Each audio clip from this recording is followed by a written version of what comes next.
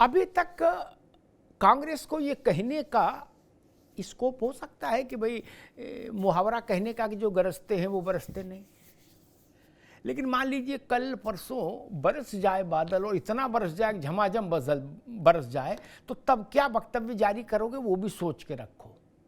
क्या तब क्या वक्तव्य जारी करना होगा वो भी सोच के रखो। अभी तो कोई भी मुहावरा कह दो कि ठीक ही ठीक है,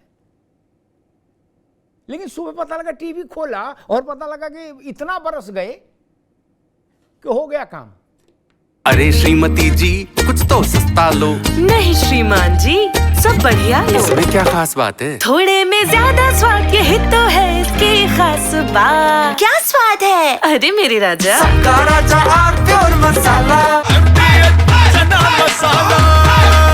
अब छोलिया हो या लोबिया, सफेद चने या काले चने, सब कुछ मजेदार बने। और दूसरी बात कि चर्चा किस बात पर होनी चाहिए, इस बात पर चर्चा क्यों हो रही है, ये बात ठीक नहीं। इस बात पर भी चर्चा होनी चाहिए कि हिंदुस्तान में हिंदू को इसलिए मारा गया धर्म पूछकर। ये चर्चा भी, इसको डाइल्यूट क्यों कर दे, इस पर पर्दा क्यों डाल दे? भाई कोई पर्दा डालने का विषय है क्या? ये हमेशा स्मरण रखने का विषय है। कोई निर्वीर्य समाज है क्या जो पर्दा डाल दे? और क्यों डाल दे पर्दा? ये गंगा जमुना, ये भाईचारा, ये जो छद्म रूप है ना, ये नहीं चलते। इन छद्म रूपों से भारत ने कीमत चुकाई, जो बात शैलेंद्र कह रहे थे। ये ऐसे ही तो वक्ता प्रवक्ताओं ने शास्त्री जी के समय जो समझौता हुआ उससे देश का भाग्य फूटा, और इंदिरा जी के समय जो समझौता हुआ उससे देश का भाग्य फूटा, सेना का मनोबल गिरा। पूरी जिम्मेदारी से कह रहा हूं, दोनों समझौतों से सेना का मनोबल गिरा, दोनों समझौतों से।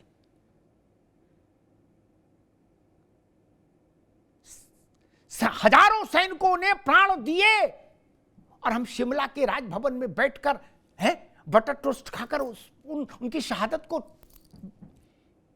किनारे लगा दिए भुट्टो के साथ। संतपाल जी गलत बोलो तो टोक दीजिएगा। हजारों सैनिक मरे थे। किसने आपको यह अधिकार दिया था कि जीती हुई जमीन भी वापस कर दो और सैनिक भी बस वापस कर दो? किसने अधिकार दिया था? कांग्रेस 26 लोगों की शहादत पर प्रश्न पूछना चाहिए, वो प्रमुख विपक्षी दल है। लेकिन ये भी ध्यान रखना चाहिए, हमने युद्ध जीते, समझौते हारे। क्यों? कोई तो जवाब देगा ना इसका। शैलेंद्र जी, बात यह होनी चाहिए थी कि हमने युद्ध जीते, समझौते क्यों हारे। क्या प्रश्न ये नहीं होना चाहिए कि युद्ध क्यों हुआ ना? युद्ध में तो हमने जो कुछ चाहा वो कर लिया, हम समझौते की टेबल पर हार गए, समझौते की टेबल पर। ये बड़ी बात है, दुर्भाग्यपूर्ण बात है। ऐसे उदाहरण बहुत कम मिलेंगे दुनिया में जो समझौते पर हार जाएं। लोग युद्ध हारते हैं, हम समझौता हारते हैं। खैर, कृष्ण मोहन जी, कांग्रेस कह रही है कि हे मेरे प्रभु, बरसोगे कब? मुन्ना खान साहब पूछ रहे हैं कि बाकी सब बातें तो ठीक हैं, धूम धड़ाका खूब करो, लेकिन बरसोगे कब ये बता दो। बरसोगे कि नहीं बरसोगे, और बरसोगे तो कब बरसोगे, कोई इशारा तो करो। कृष्णमोहन जी। अमिताभ भाई, हमारे साथी मुन्ना खान जी नहीं वैसे मुन्ना खान का प्रश्न कोई खराब नहीं है, कांग्रेस का प्रश्न खराब नहीं। हाँ, प्रश्न वाजिब है। बिल्कुल, मुन्ना खान कांग्रेस के ना भी होते, देश के नागरिक के नाते भी ये प्रश्न बढ़िया है। नहीं, ठीक बात है। बरसोगे कब भैया, ये तो हम भी जानना चाहते हैं। नहीं, हम उसके लिए दृढ़ संकल्पित है, कार्य कर रहे हैं। और आप जो भी देश के मनोभावना को समझने के बाद सारी बैठ के देश के सैनिकों के साथ, देश के बड़े नेताओं के साथ बैठकर चर्चा कर ली, चर्चा पूर्ण हो गया, और कल उसका मॉकड्रिल भी होगा और बरसेंगे भी। शायद 1-2 दिन में जब टीवी सुबह खुलेगी तो वो हमला हुआ रहेगा और मुन्ना खान जी को दूसरा जो अपने कहा जवाब तैयार रखिएगा। लेकिन अमिताभ भाई, इसके पहले भी एयर स्ट्राइक हुई थी तो ये पूछ रहे थे सबूत दो, वीडियो बना के दो। ये सारी बातें आज इस देश से देखा है। हम बरसते भी हैं और बेहतर निर्णय भी लेते हैं, और वो निर्णय हमने ले लिया है। युद्ध होगा, उनको करारा जवाब दिया जाएगा और इसकी पूरी तैयारी हो गई है, कल उसका श्री गणेश हो जाएगा। परंतु बार बार आपने बहुत ही अच्छा ये प्रश्न उठाया कि ये जो हम युद्ध, हमारे देश की सैन्य व्यवस्था इतनी मजबूत है और खासतौर से मध्य एशिया में, कि हम दुनिया मध्य एशिया के देशों में हमारे सामने कोई टिकने वाला नहीं है, हम जीतेंगे युद्ध। परंतु जो पिछले दो युद्ध जीते थे, जीतने के बाद से जो हारे थे वैचारिक तौर पर, सामरिक तौर पर, सामाजिक तौर पर, उसका भी जवाब मुन्ना जी को देना चाहिए था। परंतु खैर वो कल का विषय है, ये जवाब देंगे, देश की जनता इनके लिए तय कर रखी है और उसी का परिणत रहा कि एक विपक्ष में है, हमारे पक्ष में है। तो उसके पीछे इसका सबसे बड़ा कारण है कि निर्णय लेने की हमारी जो क्षमता है उस पर देश को विश्वास है।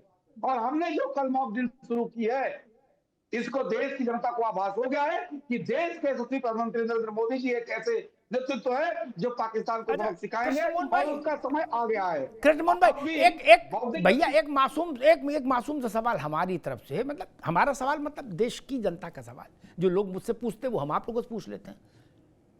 अब मेरी लोग ऐसा कह रहे हैं कि अब बहुत ज्यादा मीटिंग का प्रचार नहीं हो, कि फला फला से मिले, फला फला से मिले, अब बहुत हो गया, आदमी फेड अप हो जाएगा क्या? अब वो उसी क्षण की प्रतीक्षा में है क्या, जब सुदर्शन चले। हो गई मीटिंग जितनी होती, बाकी आप मीटिंग करते रहो लेकिन पब्लिक डोमेन में ना डालो क्या, कि एक्स निकले वाई से मिले, वाई निकले जेड से मिले, ये अब तो हो गया।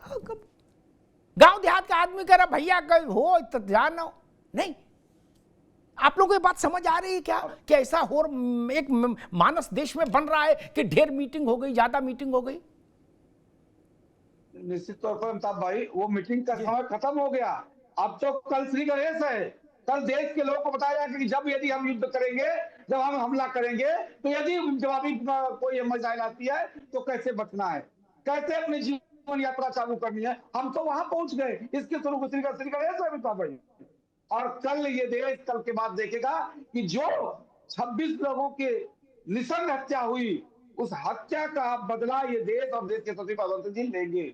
और तुम्हारे साथी ने कहा कि हिंदुओं पर हमला हो गया, ये कैसे हो सकता है? साहब, इस देश में हिंदुओं पर हमला इसलिए हुआ कि कश्मीर में उनसे पूछ के मारा डाला था उनको कि आप हिंदू हो या नहीं, मुसलमान हो कि नहीं, मुस्लिम हो तो छोड़ दिया जाएगा, हिंदू हो तो तुमको मार दिया जाएगा। वहां पर स्लीपर सेल तैयार किए गए। इस देश के लोगों ने, वहां के कश्मीरियत का जो नारा बुलंद करने वाले लोग थे, उन लोगों ने ये कार्य किया।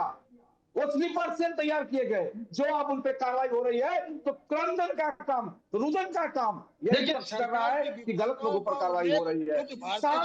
वीडियो आ रहा है, उनके घरों पर साफ ये बता रहे हैं कि हमसे बॉर्डर पार से आतंकवादी आए, वो पता नहीं था। वो आतंकवादी को पता था, हमारी जनता को पता था, डेयरी पट्टी वाले को पता था। ठीक है कृष्णमोहन भाई रुकिए, मुन्ना खान भाई रुकिए, दोनों लोग रुकिए, मैं कर्नल साहब के पास चलूंगा।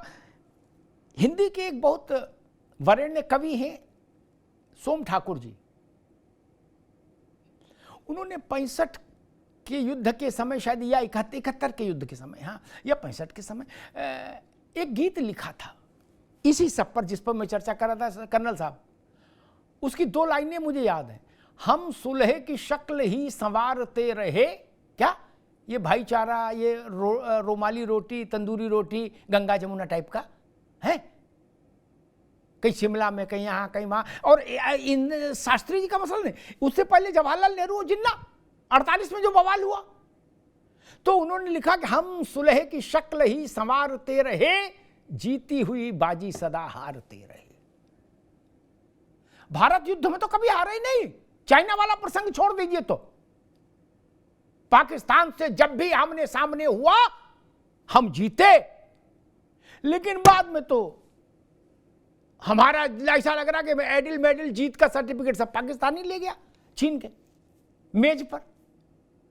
संत साहब, मुझे नहीं लगता दुनिया में कहीं ऐसी नजीर होगी जीती हुई जमीन। जब पूरा एक ही बार में कलेश कट रहा था, सेना कह रही थी कि लाहौर अब इतना सा रह गया है हमारे लिए, आप कहो तो निपटा के आए। बोले ना ना, तुम्हें मेरी कसम, ऐसे चले आओ।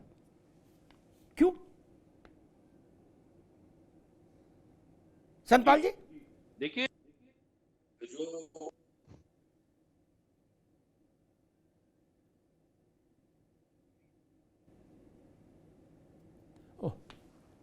लगता है कुछ तकनीकी समस्या है संतपाल जी के साथ। शैलेंद्र दुबे जी, यही प्रश्न आपसे जो मैंने शैलेंद्र जी से पूछा। जी अमिताभ जी, देखिए मैंने जो पहले जो कहा था वो स्पेशली बड़ी सोच समझ के कहा था, क्योंकि युद्ध का प्रारूप सिर्फ डायरेक्ट फेस ऑफ नहीं होता अमिताभ जी।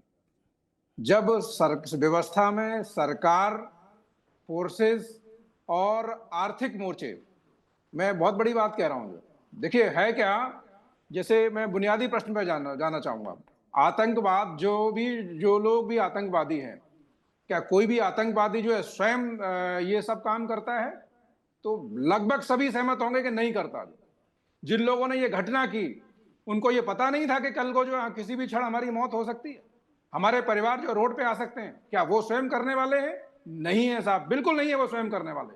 ठीक, उनके पीछे जो ताकतें हैं, अब वो ताकतें क्या है, पूरी वैश्विक परिस्थिति में उनका दो ही स्वरूप है, एक आर्थिक है और दूसरा सांस्कृतिक है। तो जो वो बड़े जो ताकतें हैं आर्थिक और सांस्कृतिक स्वरूप में जो बैठी हुई पूरे वैश्विक परिवेश में, उनको जो एड्रेस करने की आवश्यकता है। अगर डायरेक्ट फेस ऑफ से अगर समस्या हल हो रही होती तो इनके ऊपर क्या दबाव ऐसा था जो आपने प्रश्न खड़ा किया, चूंकि समय उस समय नहीं था पर्याप्त जो है बात रखने का। भाई आप सेना के द्वारा जो सेना कर सकती है, सेना ने मान लीजिए आपको इस स्थिति पे खड़ा कर दिया, फिर आपके पास जो है क्या ऐसा दबाव आ गया कूटनीतिक तौर पे जो आप क्यों पीछे हटे? आर्थिक मोर्चे पे आपको क्यों लगा कि आपका आकलन ठीक नहीं है, देश के पास जो परिस्थिति किस तरह की है? तो कहीं ना कहीं ये स्पष्टता करने की आवश्यकता थी तत्कालीन सरकार के द्वारा। जो ठीक, संतपाल जी, जब मेरा ठीक है शैलेंद्र भाई, संतपाल जी मेरा प्रश्न आपने सुन ही लिया था, वही उसी प्रश्न पर फिर उस वक्त संपर्क टूट गया था आपसे। जी जी, देखिए आपने जो चैनल के माध्यम से पूरे देश और विश्व सुन रहा है, आपने बहुत सीरियस बात है। 65 में हम इछोगल कैनाल, और मैं यूनिट का नाम लेता हूं, जो कमांडिंग अफसर थे कर्नल साहब थे 3 जाट के, उनकी जो वाटर बोतल थी जो पीछे पानी की थी उसमें भी गोली लगी थी, वो वहां से लीड कर रहे थे। कमांडिंग ऑफिसर कर्नल साहब जो आगे लीड कर रहे थे, और इछोगल कैनाल लाहौर के अंदर है जो, वहां पे हम पहुंचे। वहां पे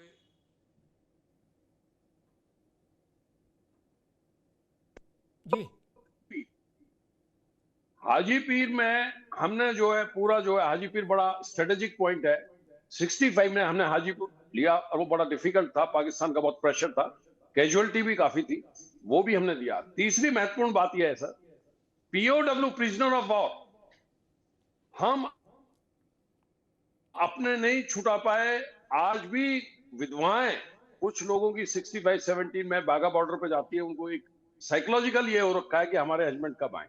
पाकिस्तान की जेलों में जो हमारे लोग हैं, हमने इधर 93,000 इनको छोड़ दिया, किसी को खरोंच नहीं आई। 93,000 कस्टडी में लेने के बाद में हमने इनको छोड़ दिया। भुट्टो साहब ने शिमला में बोला था कि मैडम आपकी फौजों ने तो एक पराक्रम दिखा दिया है, लेकिन टेबल पे मैं जीतूंगा। ये एक विडंबना है कि मैं आपके चैनल के माध्यम से बता रहा हूं कि हमने जीती हुई वॉर जो है अपने हाथ से जो है चीजें गंवा दी। और ये पार्लियामेंट में अडवाणी जी ने भी ये क्वेश्चन बताया था पूरे लोगों को, कि उस टाइम चैनल नहीं थे, मीडिया नहीं थे, अखबार नहीं था। आज तो 1 मिनट के अंदर न्यूज पहुंच जाती है और पॉलिटिकल प्रेशर हो जाता है। तो मेरी ये बिल्कुल ठीक बात आपने अपील है, आप जैसे जो देशभक्त चैनल के लोग जो बड़ा क्लियर बोल रहे हैं, वो जो है इस चीज को लाए उस वक्त कि राजनेताओं को बहुत सोच समझ के समझौते करने चाहिए। थोड़े में ज्यादा स्वाद यही तो है इसकी खास बात। वाओ मम्मा क्या स्वाद है, अरे मेरे राजा। दादी के हाथों का जादू और खुशबू से महकता घर, माँ की मुस्कुराहट और खाने की सुगंध। MDH गरम मसाला, क्योंकि हर रिश्ता है स्वाद से जुड़ा।